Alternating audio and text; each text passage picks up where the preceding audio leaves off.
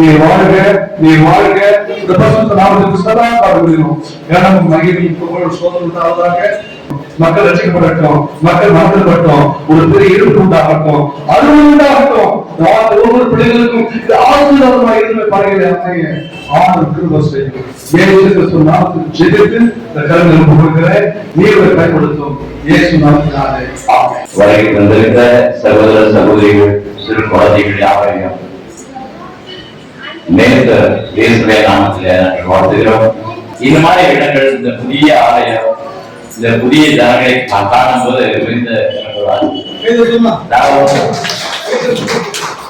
இதுல ரொம்ப விசேஷமாக என்ன அப்படின்னு கேட்டீங்கன்னாக்க, ஒரு அம்மா வயசானவங்க பெரியவங்க முதலாவதாக வந்து இந்த ஆலயத்துல உட்கார்ந்துருப்பாங்க.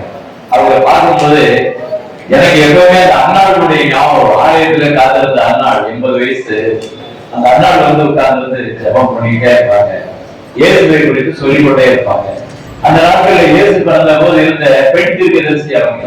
அது மாதிரி இந்த சபைக்கு அவங்க தீர்க்கதரிசியாக வர வேண்டும் என்று நான் ஜெபிக்கிறேன். அல்லேலூயா, அல்லேலூயா.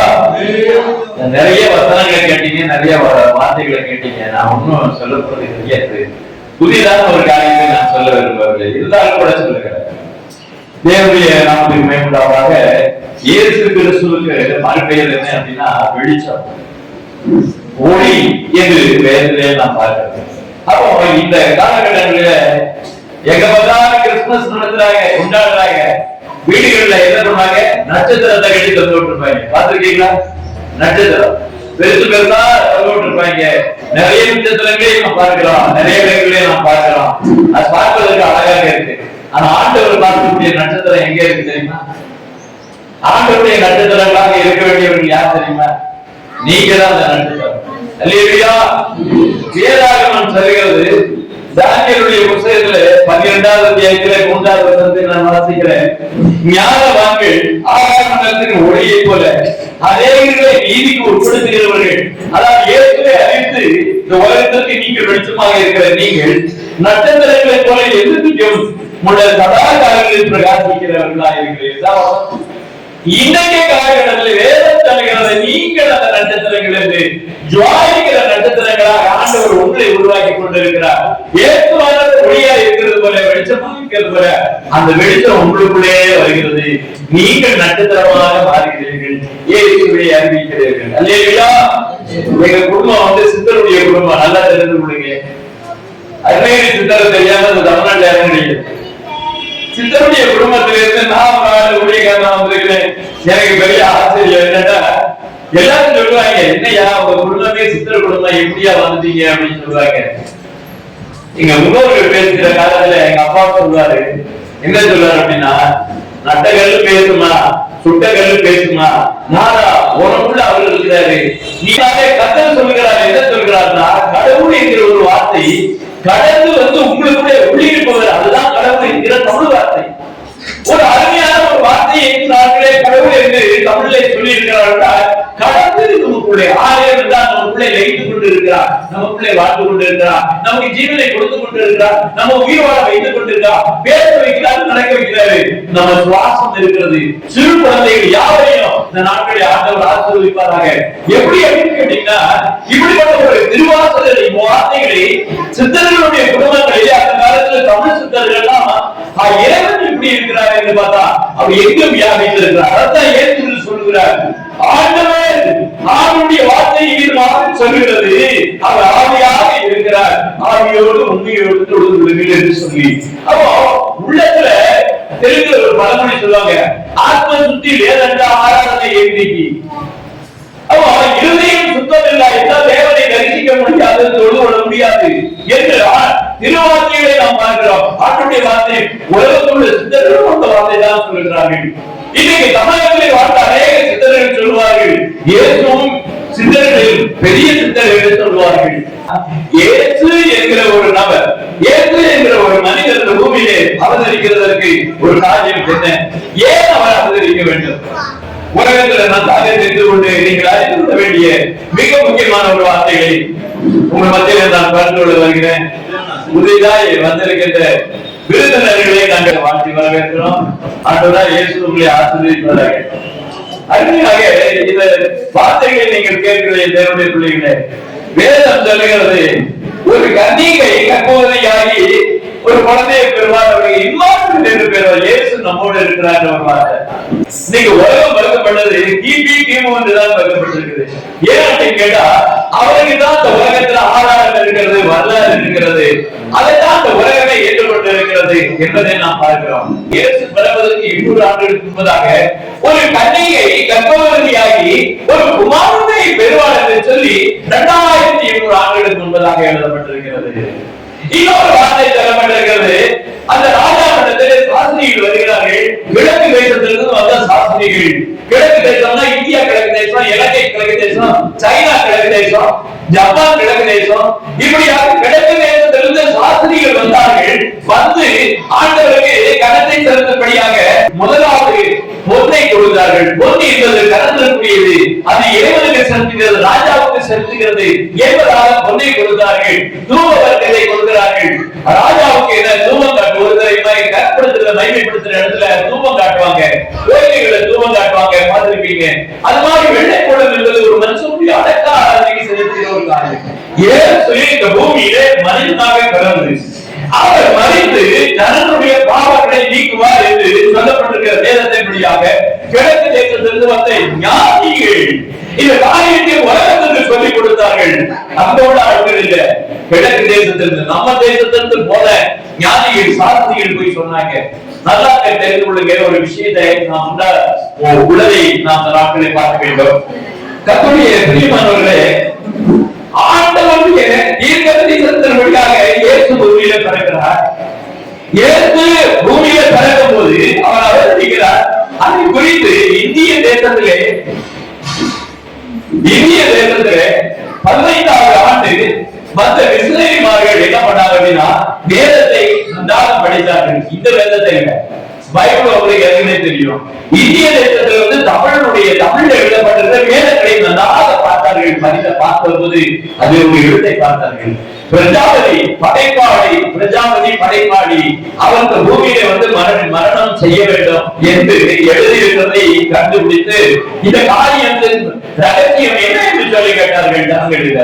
அவர் ஜனங்களிடத்தில் கேட்கப்படும் போது அங்கே இருக்கக்கூடிய சித்தர்கள் எல்லாம் எங்களுக்கு தெரியவில்லையே என்று சொன்னாங்க. பிரஜாபதி பலியிட வேண்டும். இதுவரைக்கும் எந்த பிரஜாபதியா பலியிட்டு இருக்காங்க அப்படின்னு கேட்டா இல்ல அப்படின்னாங்க. அந்த பிரஜாபதி தான் நம்மளோட இயேசு கிறிஸ்து. அவர்தான் படைத்தவர், அவர்தான் பூமியிலே மரணிக்க வேண்டும் என்று சொல்லி அவர்தான் மரணத்தை ஏற்படுத்தார் என்று சொல்லி பூமியுடைய ஜனங்களுடைய பாவத்தை போக்குகிற பிரஜாபதி என்று சொல்லி அந்த எழுத்தை கண்டுபிடித்து அவருக்கு சொல்லிக் கொடுத்த போது ஜனங்கள் ஆச்சரியப்பட்டார்கள். அப்படிதான் எங்க பகுதிகளிலே, தென்பகுதியிலே, கன்னியாகுமரி மாவட்ட பகுதிகளிலே, எங்க சோதனை பகுதிகளில் பாத்தீங்கன்னா எல்லாரும் மனம் திரும்புவதற்கு காரணம் என்ன அப்படின்னா பிரஜாபதி பலியிட்டாரா, அந்த பிரஜாபதி இயேசுவா அப்படின்னு சொல்லி கேட்டுதான் நாங்க இந்த சித்தர்கள் குடும்பமே மாறுச்சு. நன்றாக தெரிந்து கொள்ளுங்கள், உலகத்தினுடைய பாவத்தையும் போக்குகிறவர்.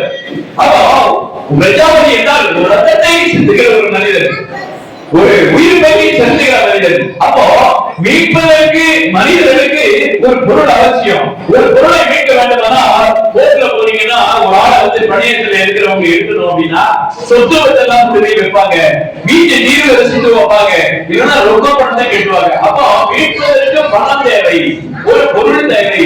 இந்த இடத்துல பார்க்கப்படுவது மனிதனுடைய மரணத்தில் இருந்து மீட்பதற்கு ஒரு பொருள் அவசியம். ஏதோ ஒரு கரையத்தை செலுத்த வேண்டும். அந்த கரையத்தை செலுத்துவதற்காக தான் இயேசு கிறிஸ்துவின் ரத்தம் சிந்தப்பட்டது. காரணம் நல்லா தெரிந்து கொள்ளுங்க, நம்ம நாடு வந்து திராவிட நாடு. கர்த்தருக்கு ஸ்தோத்திரம் உண்டாவதாக. நன்றாக தெரிந்து கொள்ளுங்க, நமது தேசத்துல நம்ம பூமியில 2 விதமான தத்துவங்கள், 2 விதமான கோட்பாடுகள், 2 விதமான வரிகள் இன்றைக்கும் இருக்கிறது. ஒன்று என்ன அப்படின்னு கேட்டா காயின் பலி, ஆவின் பலி. காயின் பலி என்று சொன்னா பூமியில விளைந்த பொருட்களை கொண்டு படைத்து இறைவனை வழிபடுகிறது. இன்னொரு பலி என்ன அப்படின்னு கேட்டீங்கன்னா ஆடு மாடை கொண்டு போய் பலியிடுகிறது. மனிதர்கள் 2 தத்துவத்தை போராடி கொண்டிருக்கிறார்கள், 2 பக்கங்களையும் பார்த்து கொண்டிருக்கிறார்கள். இது உண்மையான காரியம் என்ன அப்படின்னு கேட்டீங்கன்னா திராவிடர்கள் அனைவருமே ஆபிரகாமுடைய சந்ததி தான். ஆச்சரியமா இருக்கு, என்னடா இது ஆபிரகாம் எங்க வருது, ஏன் நம்ம திராவிடரை கொண்டு போய் சேர்க்கிறாங்க அப்படின்னா நிறைய விஷயங்கள் இருக்கு. இன்னைக்கு ஐயா பக்கத்துல ஒரு ஊர் இருக்கு, ஐயா உங்க சொந்த ஒரு ஏரியா, இந்த ஊருங்கிற வார்த்தை எப்படி வந்தது தமிழ்ல?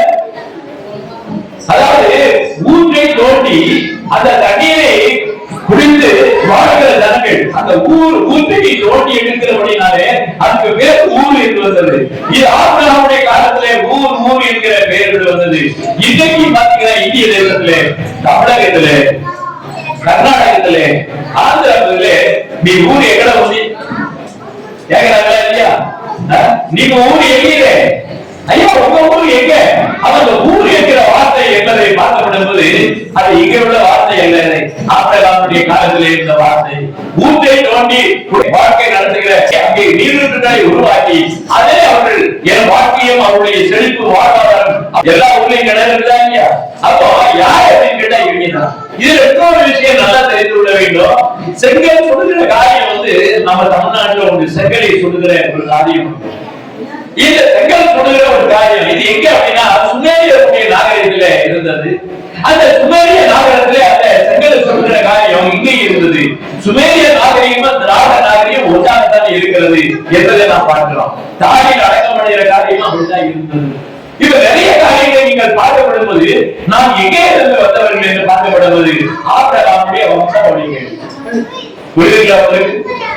அப்ப நம்ம யாரு? அப்போ ஆபிரகாம் என்ன பண்ணாரு அப்படின்னா, அவர் என்ன பண்ணாரு அப்படின்னா ஆடை அடித்து பலியிட்டார், மாட்டை அடிச்சு பலியிட்டாரு. புரியுதுங்களா உங்களுக்கு? அததான் நம்ம மக்கள் செய்தாங்க. அப்ப நம்ம மக்கள் யாரு? ஆபிரகாமுடைய வம்சாவளிகள். நாமும் ஆடு மாடை பலியிடுகிறவர்கள் தான். நாம விளையிற பொருட்களை வச்சு நம்ம இது பண்றதில்ல. அது ஒரு இன்னொரு கல்ச்சர், இன்னொரு ஒரு தத்துவம் அது பூமியிலே வந்தது. ஆனால் நம்மளுடைய திராவிடருடைய கலாச்சாரம் என்ன அப்படின்னா, ஐயா கோழைய வெட்டியா, ஐயா ஆட வெட்டியா, ஐயா மாட வெட்டியா, அதுதான் நம்மளுடைய கலாச்சாரம். எப்படி இருக்குன்னா வேதத்திலே வந்திருக்கிறது. லேவியர் புத்தகத்திலே 1ஆவது அத்தியாயத்திலே இப்படியாக 2வது வசனத்தில் சொல்லப்பட்டது, மாட்டு மந்தையாவது ஆட்டு மந்தையாவது ஒரு மிருகத்தை தெரிந்தெடுத்து பலி செலுத்த வேண்டும். உலகத்திற்கு பலி செலுத்துகிற முறையை கற்றுக் கொடுத்ததே இந்த வேதாகமம். ஆபிரகாமுடைய மார்க்கம் உலகத்திலே மனிதர்களுக்கு பரிகாரம், பாவ பரிகாரம் என்று சொல்லுகிற ஒரு வசனம் உலகத்துக்கே சொல்லி தந்தது லேவியர் புத்தகம். எப்ப எழுதப்பட்டது? 3500 ஆண்டுகளுக்கு முன்பதாக எழுதப்பட்ட உலகத்திலே முதல் என்ன அப்படின்னா லேவியுடைய கோத்திரத்திற்கு கட்டளையிடப்பட்ட இப்படிப்பட்ட ஐதீகங்கள் எழுதப்பட்டது இந்த வேதாகமம். அவ மனிதர்களுக்கு மீட்பை சொல்லிக் கொடுக்கிற இந்த வேதாகமம். இயேசு கிறிஸ்துவுக்கு பலியிட வேண்டும். 1 கொரிந்தியர் புத்தகம் 2வது அத்தியாயம் 8வது வசனத்தை நாம் வாசிக்கப்படுவது, இந்த உலகத்தில் இயேசு கிறிஸ்துவை பலியிட்டார்கள். எப்படியாக பலியிட்டார்கள் என்றால் அவருடைய எந்த குற்றமும் கிடையாது. ராஜா சொன்னாரு அவருடைய ஒரு குற்றமும் நான் பார்க்கலையே. அவர் எப்படி நான் பலித்தல, அவர் எப்படி நான் குறைக்கடத்திற்கு நான் அனுப்ப முடியும் என்று சொன்னபோது 1 கொரிந்தியர் புத்தகம் 2வது அத்தியாயம் 8வது வசனம், இது பிரபஞ்சத்தின் பிரபுக்களில் ஒருவரும் அறிவில்லை. இந்த உலகத்துல இந்த வேதாகமத்தில் இருக்கக்கூடிய ரகசியத்தை இந்த உலகத்துக்கு யாரும் தெரியாது. எந்த ராஜாக்களுக்கும் தெரியாது, எந்த ஞானவானுக்கும் தெரியாது, எப்பேற்பட்ட அறிவாளிக்கும் தெரியாது. இதுதான் உண்மை. என்ன சொல்லப்படுகிறது என்றால் அவர்கள் இந்த பிரபஞ்சத்தின் பொருட்கள் ஒருவரும் அறியவில்லை. அறிந்தார்களானால் மகிமை கர்த்தரை அவர்கள் சிலுவையில் அடைய மாட்டார்கள். தெரிஞ்சிருந்தா அவர்கள் சிலுவையில் அடிச்சிருக்க மாட்டார்கள். உலகத்துல எல்லாமே மறைப்பதாக ஆண்டவர் வைத்திருந்தாங்க. ஏன் அப்படின்னா நான் கொலை கிளத்துக்கு போகணும், நான் இதை வழியா ஒப்பு கொடுக்கணும், இந்த ஜனங்களுக்கு மீட்பு கொடுக்க வேண்டும், இந்த உலகத்துக்கு ரட்சிப்பை கொடுக்க வேண்டும். அதனால நான் என்ன செய்யணும் அப்படின்னா இதை மறைத்து வைக்கிறேன் என்று சொன்னார். இயேசுவானவர் தன்னை மறைத்து வைத்துக் கொண்டு இந்த உலகத்துல கொலைக்களத்துக்கு போனார், சிலுவையில் அடிக்கப்பட்டார் என்று நாம் பார்க்கிறோம். எப்பேற்பட்ட ஒரு தீர்மான திட்டம்! இதான் மீட்பினுடைய திட்டம், இதான் மீட்பினுடைய ரகசியம். இந்த உலகத்திற்கு ஆண்டவர் மீட்பினுடைய ரகசியத்தை இந்த உலகத்திற்கு சொல்லுகிறார். இயேசு கிறிஸ்து இந்த உலகத்தில் இருந்தபோது அவருடைய சீடர்கள் காணுமே அதை பார்த்து சொல்கிற ஒரு வார்த்தை யோவான் புத்தகம் 1வது அத்தியாயம் 29வது வசனத்தை நாம் பார்க்கிறோம். மறுநாளிலே யோவான் இயேசுவை தன்னிடத்தில் வர கண்டு, இதோ உலகத்தின் பாவத்தை சுமந்து தீர்க்கிற தேவாதி, நம்ம பலியிடுறோம்ல, ஆடுகளை பலியிடுறோம் இல்லையா, அந்த இடத்துல இயேசுவை பலியிட்டார்கள். எந்த இடத்துல இயேசுவை பலியிட்டார்கள்? நம்மை மீட்க முடியாது. நீங்க எந்த பலியும் செலுத்த வேண்டாம், நானே பலியாகிறேன் என்று சொன்னார். உலகத்துல ஒவ்வொரு வருஷமும் ஒவ்வொரு நாட்களையும் எப்ப மனிதனுக்கு பரிகாரம் செலுத்த வேண்டுமோ அப்பெல்லாம் போய் ஆடு மாடுகளுடைய பலி செலுத்தினாங்க. ஆனா இப்ப வந்துட்டாரு இயேசு, நான் பலியை செலுத்தி விட்டேன், இனிமே நீங்க ஒரு பலியை செலுத்த வேண்டாம் என்று சொல்கிறார். அல்லேலூயா. உங்களிடத்துல வெள்ளியும் பொண்ணு கேட்கல, வானத்தை பூமி படைத்த கடவுளுக்கு உங்க வெள்ளியும் பொண்ணு உங்க செல்வமும் உனக்கு ஆவாது, அதெல்லாம் அவருக்கு இஷ்டப்படுது. ஆனா உங்களை நேசிக்கிறேன் என் பிள்ளைகளே, உலகத்தை படைத்த அந்த ஆண்டவர் சொல்லுகிறார், என் ஜனமே நீங்கள் ரட்சிக்கப்படும்படியாக, சொர்க்கத்துக்கு போகும்படியாக, மீட்பை அடையும்படியாக உங்கள் யாரையும் நான் ஒரு தருணம் வச்சிருக்கிறேன். நான் சீக்கிரமா வரப்போகிறேன். இந்த உலகத்துல எல்லாருக்கும் போய் சொல்லுங்க, உங்களுடைய பரிகாரத்தை, உங்க பாவம் எல்லாத்தையும் நான் தொலைச்சிட்டேன், தீர்த்துட்டேன். சிலுவையிலே, கல்வாரி சிலுவையிலே நான் என் ஜீவனை விட்டேனே, நீங்க என்ன கவலைப்பட வேண்டாம், நீங்க சொர்க்கத்துக்கு வர்றதுக்கு ஆயத்தமாகுங்க. நீங்க என்னை விசுவாசிங்க, என்னை நம்புங்க, நான் தான் இந்த உலக ரட்சகர் என்று சொல்லி உலகத்தில் சொன்னாரு. அதனாலதான் இன்னைக்கு 2026 உலக ரட்சகருடைய பிறந்து 2020 ஆண்டுகள் கடந்து வந்திருக்கிறது. அதைத்தான் சொல்லப்பட்டிருக்கிறது. ஏசாயாவுடைய புத்தகத்திலே 9:6 நான் வாசிக்கிறேன்.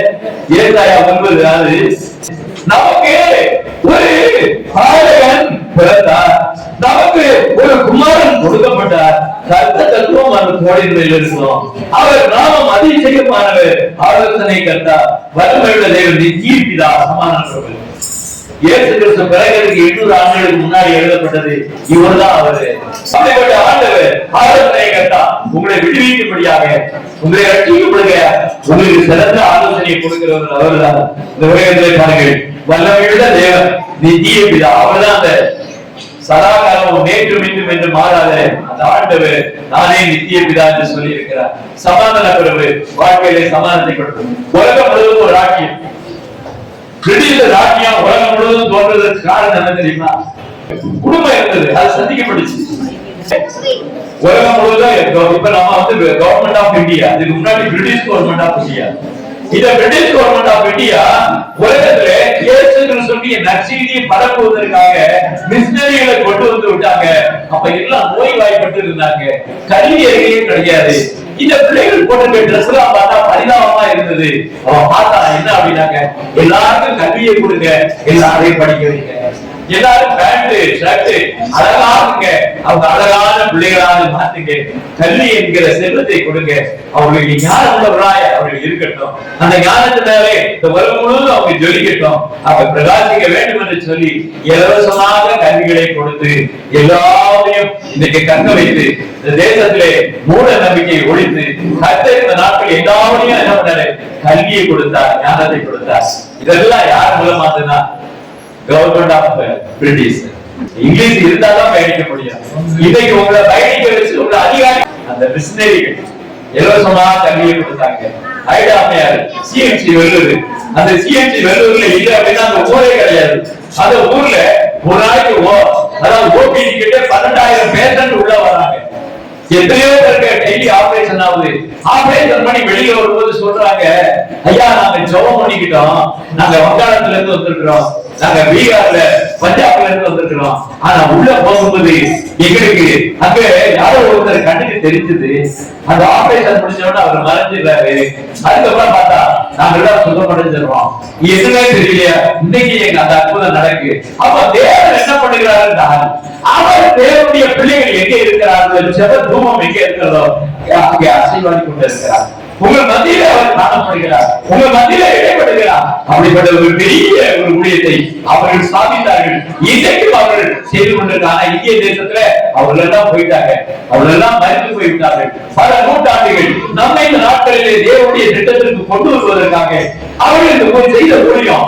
கப்பல் விட்டாங்க, தோட்டங்கள் இருந்தாங்க, பங்களாக்கள் இருந்தாங்க, எல்லாத்தையும் விட்டுட்டு இந்த இந்திய தேசத்துல ஏழைகளுக்காக எல்லாவற்றையும் கொடுத்து ஆசிரியர்களுடைய பள்ளிக்கூடம், குழந்தைகளுடைய பள்ளிக்கூடத்தை அதாவது செவிடான அவர்களுக்கு ஒரு பள்ளிக்கூடம், குருடாளர்களுக்கு ஒரு பள்ளிக்கூடம் எல்லாத்தையும் உருவாக்கி தந்து இந்த தேசத்துல பாருங்க எவ்வளவு ஒரு பெரிய காரியத்தை செய்தார்கள், நன்மை செய்தார்கள். இந்த காரியத்தை யாரும் செய்ய முடியாது. நம்மை மீட்பதற்கு வந்த இயேசு கிறிஸ்துவனுடைய அந்த ஒளியை அவர்கள் பிரகாசிக்கும்படியாக, அந்த வெளிச்சத்தை சொல்லும்படியாக அவர் இந்த தேசத்துக்கு வந்தார்கள். இதுதான் இந்த காலகட்டத்திலே ஆண்டவருடைய சமூகத்திலே இருக்கிற உங்களுக்கு நாங்கள் சொல்லுகிறோம். ரட்சிப்பு இந்த உலகத்திலே கொடுக்கிறது ஒரே ஒரு ஆண்டவர், பாவ மன்னிப்பை கொடுக்கிறவர் ஒரே ஒரு ஆண்டவர், உங்களை வீட்டு சொர்க்கத்துக்கு கொண்டு போகிற ஒரே ஆண்டவர் ஆண்டவராகிய இயேசு கிறிஸ்து. இதை உலகம் ஏற்றுக்கொண்டிருக்கிறது, உலகம் சொல்லிக் கொண்டிருக்கிறது.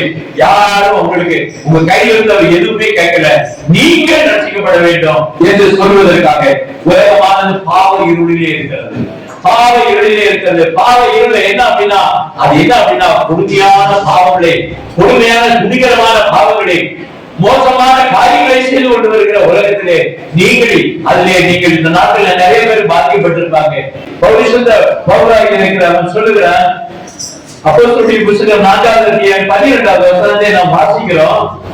என்ன சொல்லுகிறது என்று பார்க்கப்படுகிறது, அவராலே அன்றி வேறு ஒருவராலும் ரட்சிப்பு இல்லை, நாம் ரட்சிக்கப்படும்படிக்கு வானத்தின் கீழெங்கும் மனுஷருக்குள்ளே அவருடைய நாமத்தை எல்லாரும் வேறு நாமம் கட்டளையிடப்படவில்லை. ரட்சிப்பு, மீட்பு, பரிகாரம் என்றால் உலகத்தில் எதை கொண்டு நம்ம ஒண்ணுமே பண்ண முடியாது. பரிகாரி அவர்தான் என்று சொல்லப்பட்டிருக்கு. அவருடைய நாமம் ஒன்றுதான் சொல்லப்பட்டிருக்கிறது. அவருடைய நாமம் ஆண்டவராக இயேசு கிறிஸ்து. இது உலகத்திற்கு சொல்ல வேண்டும். நீங்க எந்த காலத்திலும் சரி, எந்த சூழ்நிலையிலும் சரி, ஆண்டவர் நிச்சயமாக உங்களை சந்திப்பார், உள்ளே ஈடுபடுவார். அவர்தான் மீட்பர் என்பதை நீங்கள் அறிந்து கொள்வீர்கள்.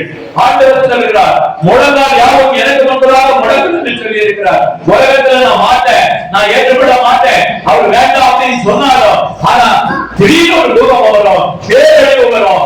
எங்க பார்த்தாலும் நாடுகளிலே, தேசங்களிலே பல அழிவுகளை பார்க்கிறோம். எரிமலை அங்கங்கே வெடித்து இன்னைக்கு குழம்புகளை கொட்டுகிறது. ஒரு பக்கம் சூறாவளி பயங்கரமாக வருகிறது, ஒரு பக்கம் வெள்ளத்தடுக்கம் வருகிறது, சுனாமி வருகிறது, பூமி அழிந்து கொண்டிருக்கிறது. என் வாழ்க்கையினுடைய நாட்களிலே இது எல்லாம் நடக்கும். பூமியிலே தத்தளிப்பு உண்டாகும், பயங்கரமான தத்தளிப்பு, இதுவரைக்கும் இல்லாத ஒரு நெருக்கம், ஒரு பெரிய பஞ்சங்கள் வரும், யுத்தங்களின் செய்திகள் வரும். நான் வருகிற நேரம் என்று சொன்னார். ஆனபடினாலே இந்த நாட்களிலே இயேசு கிறிஸ்து தேவன் என்பதை இந்த உலகத்தினுடைய சர்வ ஜனமும் அறிந்து கொண்டு என் நேசரே, என் தகப்பனே என்று சொல்லுகிற ஒரு காலம் வந்து கொண்டிருக்கிறது. இப்பொழுது அதுதான் என்ன அப்படின்னு கேட்டீங்கன்னா, நேற்றைய செய்தி நான் சொல்லுகிறேன். அதாவது சவுதி அரேபியாவில் இருக்கக்கூடிய மன்னனுடைய மகள் என்ன பண்ணா அப்படின்னா, ஒரு நாள் என்ன பண்ணா, பைபிள படிச்ச உடனே ஈசா நபி நம்ம பைபிள் தான் சொல்லி கொடுத்திருக்கு, ஆனா அவர்தான் ரட்சகர் இருந்து யாருமே சொல்லலையே அப்படின்னு சொல்லிட்டு அந்த அம்மா என்ன பண்ணிருக்காங்க அப்படின்னா, ஒரு பைபிளை ஏதோ வாங்கியிருக்காங்க. எப்படியோ தெரிஞ்சு வச்சு அந்த அம்மாவை எப்படியாவது பிடிச்சி அரசாங்கம் தெரிஞ்சு கொலை பண்ணிடுறாங்கன்னு சொல்லிட்டு அந்த அம்மா என்ன பண்ணிச்சு, அந்த பொண்ணு அங்கிருந்து உடனே வெளிநாட்டுக்கு ஓடிச்சு. வெளிநாட்டுல போயிட்டு பைபிளை ஆர்வமாக கற்று அவர்தான் உலக ரட்சகர் என்று சொல்லி அந்த அம்மா சொல்லிடுச்சு. இப்படியாக அந்த ஏற்கனவே அந்த ராஜாக்க ஏற்கனவே பைபிளை படிச்சு தெரியாம ஞானஸ்தானம் வாங்கி இருக்கிறாரு. இப்ப சொன்ன வேலை இந்த மாதிரி ஆகி போச்சு. உலகத்தில் இருக்கக்கூடிய இன்னைக்கு உலகத்தில் இருக்கக்கூடிய பெரிய பெரிய தீவிரவாதிகள், இஸ்லாமிய தீவிரவாதிகள் எல்லாம் இயேசு கிறிஸ்துவை தரிசனம் பார்த்து இன்னைக்கு ஊழியக்காரர்களாக உலக நாடுகளிலே போய் கொண்டிருக்கிறார்கள். இந்த உலகத்துல பெரிய சம்பவம் நடந்து கொண்டிருக்கிறது. இந்த உலகத்துல சித்தர்கள் குடும்பமாக இருக்கிற நாங்கள் இந்த நாட்களிலே இயேசுவை நேசிக்கிறோம் என்று நாங்கள் வந்திருக்கிறோம். எங்கள் குடும்பத்துல பாத்தீங்கன்னா 800 ஆண்டுகளாக வைத்திய பாரம்பரியம், சித்தர்கள் எங்களுடைய ஏடுகள்லாம் நிறைய இருந்தது. ஆனாலும் கூட இன்னைக்கு என்னுடைய சைடுல என்ன அப்படின்னாக்க, இன்னைக்கு ஆண்டவரை அறிவிக்கும்படியாக கர்த்தர் என்னை அழைத்திருக்கிறார். நான் உங்க மத்தியில நான் வந்திருக்கிறேன். அவர் பாவம் அறியாதவர், ஒரு பாவமும் செய்யாதவர், அவரிடத்துல குற்றம் இல்லை. அவரை எப்படி நான் சிலுவையில கொடுக்க முடியும் என்று சொன்னபோது இந்த ஜனங்கள் சொன்னார்கள், அவரை சிலுவையில தூக்கிலிடுங்கள் என்று சொன்னார்கள். அதனாலதான் இன்னைக்கு யூதர்கள் செத்துக் கொண்டிருக்கிறாங்க, இஸ்ரவேலர்கள் செத்துக் கொண்ட காரணம் என்னன்னா, அன்னைக்கு இயேசு கிறிஸ்துவை இன்னும் ஏற்றுக்கொள்ளல, அதனால இன்னைக்கு அழிக்கப்பட்டுக் கொண்டிருக்கிறார். ஆனால் ஆண்டவர் சொல்லி இருக்கிறார், உன் தேசம் உருவாக்கப்படும், உன் தேசத்தில் உன் ஜனத்தை கொண்டு வந்து சேர்ப்பேன் என்று சொல்லி 2000 ஆண்டுகளுக்கு முன்னாடி சொன்ன அந்த வார்த்தையின்படியாக இஸ்ரவேல் ஜனமே அழிஞ்சு விட்டாங்க, தேசமே அழிஞ்சு போச்சு, அந்த சந்ததி ஜனமும் தேசமும் கிடையாது என்று சொன்னார்கள். ஆனால் ஆண்டவருடைய வார்த்தை சொன்னது 2000 ஆண்டுகளுக்கு அப்புறமாக 1948வது ஆண்டு மீண்டுமாக இஸ்ரவேல் தேசம் உருவாக்கப்பட்டு இன்னைக்கு இஸ்ரவேல் தேசம் உருவாக்கப்பட்டு வந்துருச்சு. ஆண்டவருடைய வார்த்தை தீர்க்க தரிசனம் நிறைவேறி கொண்டிருக்கிறது. அவருடைய அடையாளம் இன்னைக்கு அவர் சொன்ன வார்த்தை நிறைவேறுகிறது.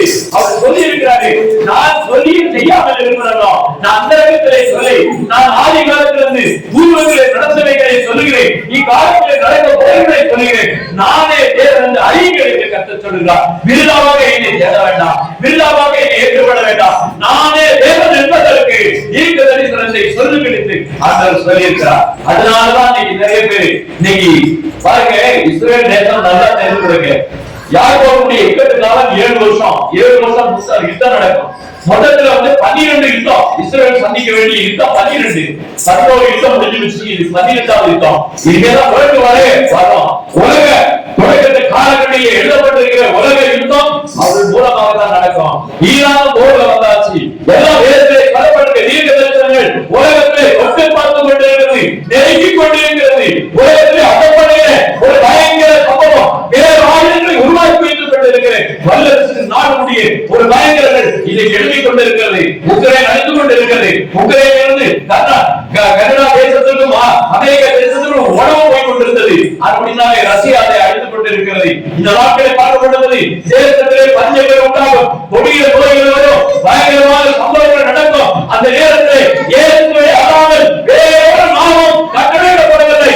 அவரை ஏற்றுக்கொண்டு ரட்சிக்கப்படுவார்கள். அவரிடத்தில் எந்த வியாதியும் வராது, எந்த நோயும் வராது.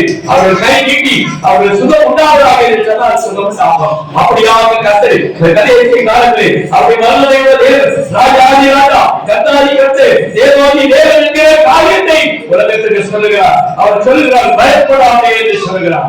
நானே தேவன் என்று அறிய வேண்டும் என்று சொல்லுகிறார். நான் முந்தினவரும் இந்தியவரும் எந்த சதா காலம் இருக்கிற ஆண்டவர். ஆதி காலத்தில் இருந்தவர் அவர்தான், வரப்போகிறவர் அவர்தான், இன்றைக்கு இருக்கிறவர் அவர்தான். அப்படிப்பட்ட தேவனுடைய சமூகத்திலே அவர் சொல்லுகிறார், நான் உயிருள்ளவரா இருக்கிறேன் என்று சொல்லுகிறார். இந்த பூமியில எதுக்காக அவர் நக்தனாக பிள்ளைகள் மாமிசத்துல ரத்தத்திலே இருக்கிறாங்க. அவர்களே இருக்கக்கூடிய மரணத்தை சுமந்து கொண்டிருக்கிறாங்க, வியாதியை சுமந்து கொண்டிருக்கிறாங்க, சாபத்தை சுமந்து கொண்டிருக்கிறாங்க. அது எல்லாத்தையும் நான் சுமந்து தீர்க்கிறேன் என்பதற்காக பிள்ளைகளுடைய மாமிசத்தையும் பிள்ளைகளுடைய ரத்தத்தை உடையவராக நான் பூமியில மனுஷனாக அவதரிக்கிறேன் என்று சொல்லி இயேசு தன்னை மனுஷகுமாரன் என்று பல இடங்களிலே சொல்லி இருக்கிறார். மனுஷனுக்கு குமாரனாய் பிறந்தபடினாலே அவர் மனுஷகுமாரன், தேவனுடைய ஆவினாலே பிறந்தபடினாலே அவர் தேவகுமாரன் என்பதாக இந்த நாட்களை பார்க்கிறோம். கிருபாதார பலி ஒரு வசனத்தை வாசிங்க. 1 யோவான் புத்தகம் 2 வாசிங்க. நம்முடைய பாவங்களை நிவர்த்தி செய்கிற கிருபாதார பலி அவரே. நம்முடைய பாவங்களை மாத்திரமல்ல, சர்வ லோகத்தின் பாவங்களையும் நிவர்த்தி செய்கிற பலி இந்த பூமிக்கு மட்டும் இருக்காது. எத்தனையோ உலகங்கள் இருக்குதுங்க. எல்லா உலகத்திற்குமே அவர் ரத்தத்தை இந்த பூமியில சிந்தி உலகத்தினுடைய சர்வ லோகத்தையும் அவர் மீட்டெடுக்கிறார் என்று நாம் பார்க்கிறோம். ஆண்டவர் இந்த உலகத்தை உங்களையும் என்னையும் சர்வ லோகத்தையும் மீட்டெடுக்கும்படியாக ஆண்டவர் இந்த உலகத்திலே அவதரிப்பார். அவர் அவதரிக்கவில்லை என்றால் இந்த உலகத்திலிருந்து நமக்கு மீட்பு கிடையாது. அவரே நம்முடைய மீட்பராக இருக்கிறார். கர்த்தர் சொல்கிறார், நானே கிருபாதார பலி என்று சொல்கிறார். சர்வ லோகத்துடைய பாவங்களை நீக்குகிற தேவனாய் இருக்கிறார். ஒரே வசனம் ஒன்று வாசிங்க. யோபுடைய புத்தகத்திலே 9ஆம் அத்தியாயம் 5வது வசனத்தை நாம் வாசிக்க கேட்கிறோம். பிதாக்கள் அவருடைய மாமிசத்தின்படி கிறிஸ்துவும் அவர்களில் பிறந்தாரே. இவர் என்றைக்கும் சோதரிக்கப்பட்ட சர்வத்திற்கும் மேலான தேவன். ஆமென். உலகத்துல அவருக்கு ஒப்பாக யாரும் இல்லை, அவரா நிகராக யாரும் இல்லை. சர்வத்திற்கு மேலான ஆண்டவர் நான் தான். சர்வ லோகமும் சகல உலகமும் அவரைத்தான் துதிக்கிறது. அந்த உண்மையான அந்த தெய்வத்தை நாம் நம்புவோம். நம்முடைய பாவங்களை சாபங்களை அவரை எல்லாத்தையும் சிலுவையிலே சுமந்து தீர்த்து விட்டார். இனி ஒரு வழி இல்லை. இனி ஆண்டவருடைய வருகைக்காக நாம் ஆராதனை செய்து காத்திருப்போம். கர்த்தர் சீக்கிரமாய் வருகிறார். அவருடைய நாமம் இல்லாமல் வேறொரு நாமம் கட்டளை சொல்லவில்லை. திருத்தலையினுடைய வார்த்தைகள் ஆலயத்திலே இருக்கக்கூடிய ஆசாரியருக்கும் மற்றும் வந்திருக்கக்கூடிய அருமையான விருந்தாளிகளுக்கும் இடத்திலே வந்திருக்கக்கூடிய ஊழியக்காரர்களும் இங்கே வந்து வருகை தந்திருக்கிற அருமையான சகோதர சகோதரிகள் யாவரையும் கர்த்தர் ஆசீர்வதிப்பாராக. கர்த்தர் உங்களோட இருப்பாராக. சமாதானம் உண்டாவதாக. யெகோவா ஷாலோம். கர்த்தருடைய சமாதானம் உங்களுக்கு உண்டாயிருப்பதாக. ஆமென். பிசினஸ் போட்டு யாரு கேட்கலாமா?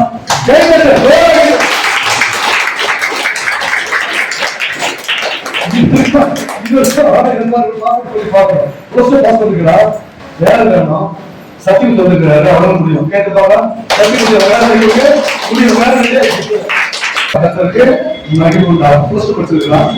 மேற்கொண்டு படிக்க சொன்னேன் கையில வருமானம் இல்லை. அம்மா இன்னும் வருஷம் வீட்டுக்கார வருமானம் இல்லை. குடும்பம் கஷ்டப்பட்டு மொத்தம் நம்ம வீட்டு வருஷம் என்ன 3 பிள்ளைங்க ஒரு பொண்ணு. படிக்க வேண்டிய பிள்ளை பணம் வசதி இல்லாம ஆனா என் ஆசை நான் படிக்கதான் எனக்கு ஆசை. ஒரு நேரம் வரும் சொல்லி படிக்க சொன்னாங்க. அதே மாதிரியா கட்சி 1 வருஷம் வீட்டு கஷ்டம் temporary கஷ்டத்தினால ஒரு வேலை நான் ஜோம் பண்ண போறேன். எல்லாரும் பேசுறேன். அதே மாதிரியா